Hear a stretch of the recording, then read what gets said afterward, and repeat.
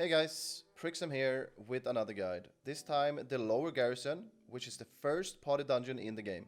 I will be explaining everything as we get there. So when we get to a pack, I will start explaining and I will just let it roll, so you can see the whole dungeon, but I will explain everything on the way. So here we do have the first pull of the dungeon. It's a very difficult one because you have to CC the two guards or you die. So basically the ranger or the mages, they have to CC, which means crown control. You have to spirit bind, you have to sabotage, you have to sleep arrow, and you have to check the duration every time. So it cannot run out. If the duration of your CC runs out, they will charge the healer, most likely one-shot him.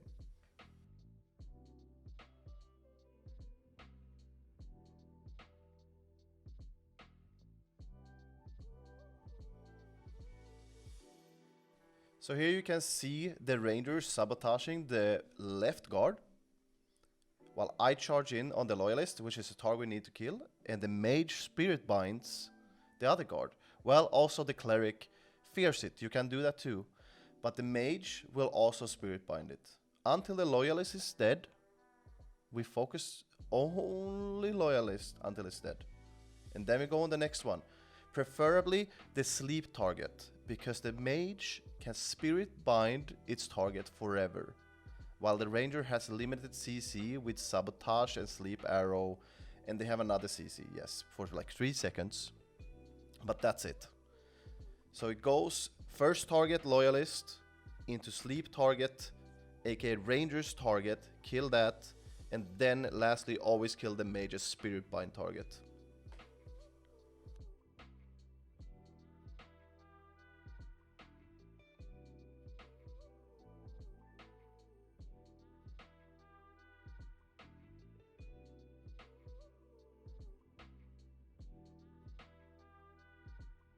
Up. You just killed the hardest pack in the dungeon. Alright, let's move on. The loyalist is one of 2 mobs in this dungeon. So there's only 2 different type of mobs. The loyalist is the harder one. He has a mind blast, doesn't do a lot of damage. He has a lesser heal, so he heals himself. Don't have to worry about. It's the greater flame that is the hard one. He will target a random player in the party, and it does a lot of damage. Thousands of damage. So it can one-shot a player if they don't have topped up HP or have low health in general. So you wanna CC or stun, in general you wanna avoid getting a greater flame out from the loyalist. The guard, as you can see here, they don't do much. They are very easy. They have a bleed and melee attack. That's it. One thing I forgot to add about the loyalist is that he has a stormbolt, which you can see here. It hits me and stuns me for about 1.5 seconds or so maybe.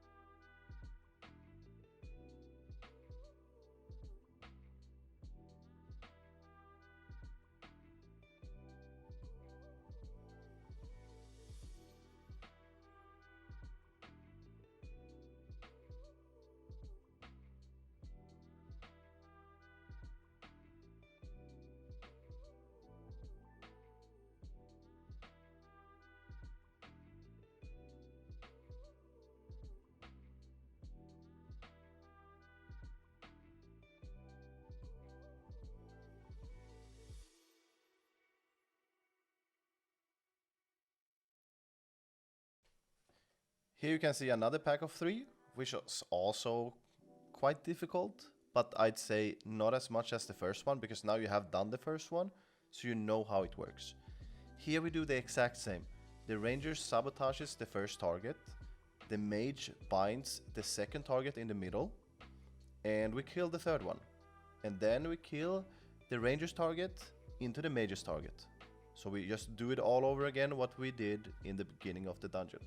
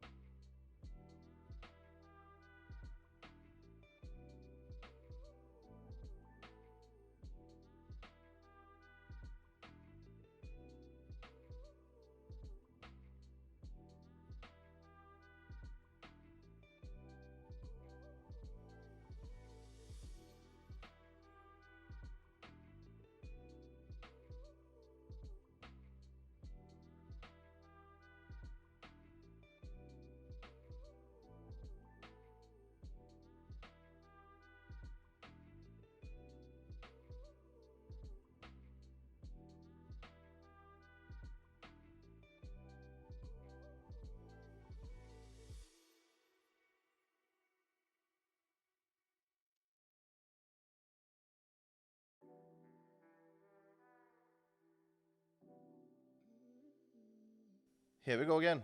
Pack of 3, we do the same. The ranger sabotages one, the mage spirit binds one, and we kill the third. Exact same as we've done the whole dungeon.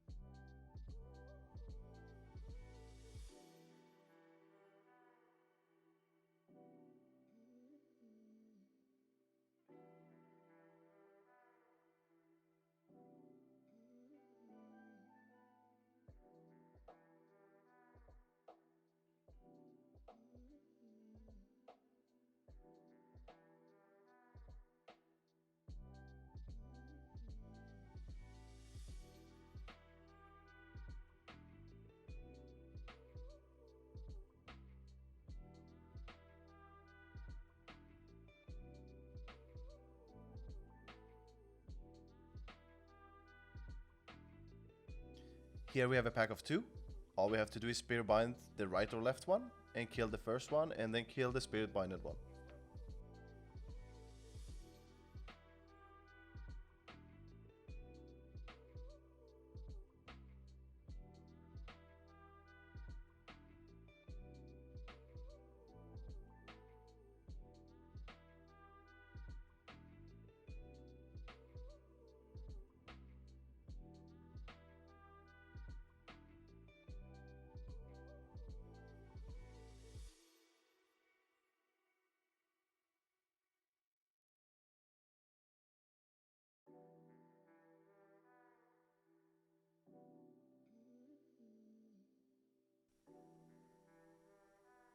See this loyalist on the ledge there?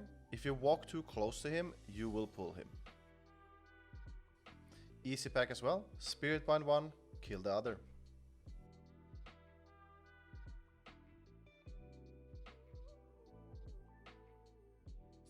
Alright, after you kill this pack, you've reached the boss, and it's gonna be very hard for the first time. It requires the whole party to play together. Everyone has to press their buttons right, everyone has to know their cooldowns, especially if you have low combat rating. So, we'll get into it here when we get there.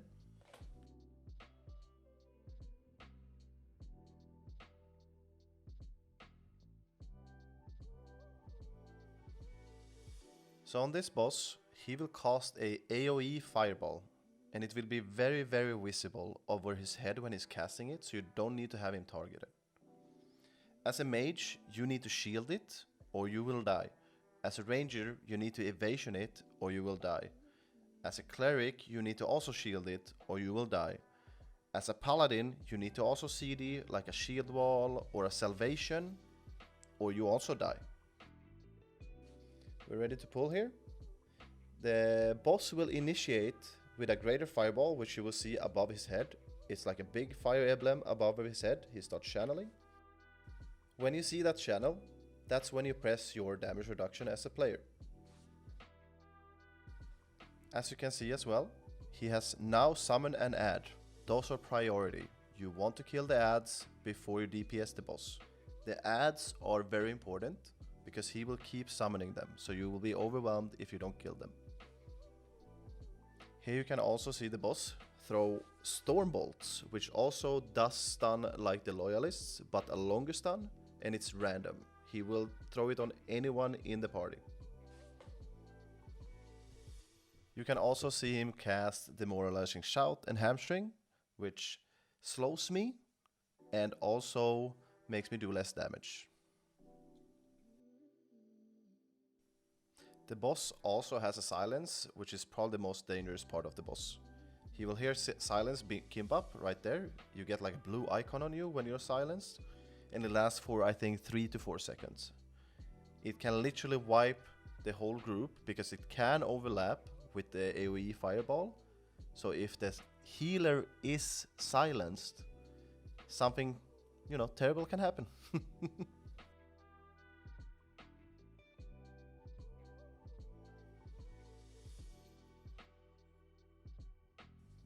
And that's basically the whole boss. In the end, you can opt to CC the last ad when you have the boss on like 20% health and just zerg him down. That's up to you.